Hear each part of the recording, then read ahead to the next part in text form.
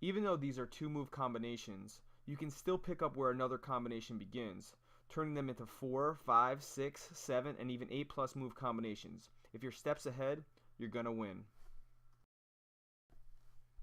It's rare that you submit your opponent or get a sweep on your first try. It is with the use of combinations and understanding the transitions where you will be able to expose your opponent's mistakes. When you go for a hip bump, it's common for your opponent to expose a Kimura. It's also common for them to leave their neck up so you can attack for a guillotine.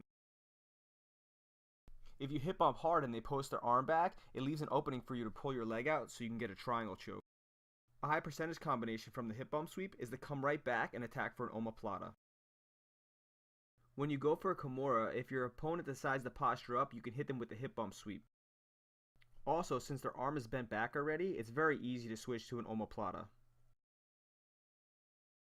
And just like the combination with the hip bump, lots of times your opponent will leave their neck open so you can attack for a guillotine. If your opponent tucks his hand under when you go for the Kimura, straighten your arm through and then attack his back. If your opponent extends his arm out when you go for the Kimura, just throw it right over your head and then attack the back. Even with Kimuras, you have possible wrist locks sitting right there for you. From the omoplata, it's very common for your opponent's wrist to be exposed so you can go for a wrist lock. If when you go for the omoplata, your opponent postures right back up, throw your other leg over so you can attack right for a triangle choke. If your opponent can posture up and he's able to get his arm back through, you might be able to attack for an armbar right away. A high percentage in sneaky sweep when your opponent postures back is for you to immediately do a hard back roll so you can sweep them over. After you go for the omoplata, you can clear your opponent's arm out so then you can attack the back and then work from there.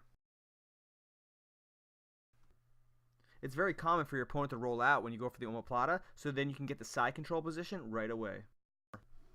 After you go for the omoplata, if you hook under their near side leg and then you roll like a log, you can probably sweep your opponent over.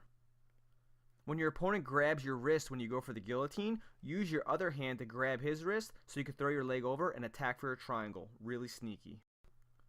Also, when your opponent defends the guillotine, use your arm to get the underhook and then use the same side foot to sweep them over so you can get the crucifix sweep. Never forget that you can always go for wrist locks when you have an armbar. It's also extremely common for your opponent's other arm to be exposed for an omoplata. You can also attack that same arm that's exposed with a Kimura. If your opponent pulls his arm out when you go for the armbar, always be prepared to throw your leg over for a triangle choke. And if they decide to grab your head to stack into you, go for the arm crush.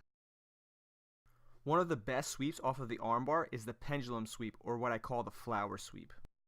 If your opponent stacks into you, you could spin underneath them, push their head with your shin, tip them over, and then finish the armbar from there. A tricky armbar when your opponent pulls his arm out is to switch to the other side and attack the other arm. Many times you could finish an armbar from the triangle position. When you have trouble finishing the triangle, it's very easy to switch to an armbar. And if your opponent grabs the back of your head, you can attack right for an arm crush. If they start bending their arm back, then attack their arm for a Kimura. And also from that same situation, you have the option to switch right to an omoplata. When they tuck their arm to the side, lots of times they leave their neck exposed for the fist choke.